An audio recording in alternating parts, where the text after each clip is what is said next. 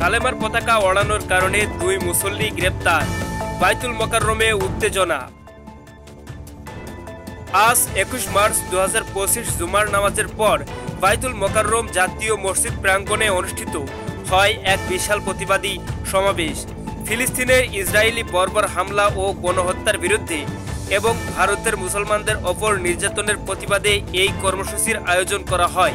কিন্তু এই শান্তিপূর্ণ কর্মসূচির মধ্যেই ঘটে যায় এক চাঞ্চল্যকর ঘটনা। বিক্ষোভকারীদের মাঝে 2 জন কালেমা খচিত পতাকা উড়ালে তাদেরকে গ্রেপ্তার করে সেনাবাহিনী। এ ঘটনায় মুহূর্তের মধ্যে উত্তেজনা ছড়িয়ে পড়ে। এ ঘটনায় ক্রুদ্ধ মুসল্লিরা প্রশ্ন তুলেছে, কালেমার পতাকা ওড়ানোই কি অপরাধ? মুসলমানদের পবিত্র প্রতীক আজ কি নিষিদ্ধ? কেন ইসলামের প্রতীকের কারণে মুসলমানদের ওপর দমন পীড়ন চালানো হচ্ছে?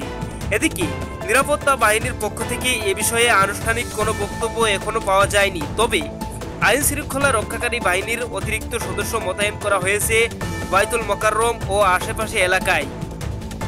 মুসলিম উম্মাহের পক্ষ থেকে দাবি উঠেছে, অতি বিলম্বে গ্রেপ্তারকৃত মুসল্লিদের মুক্তি দিতে হবে এবং ইসলামী প্রতীকের প্রতীক কোনো ধরনের বিধিনিষেধ আরোপ করা যাবে না।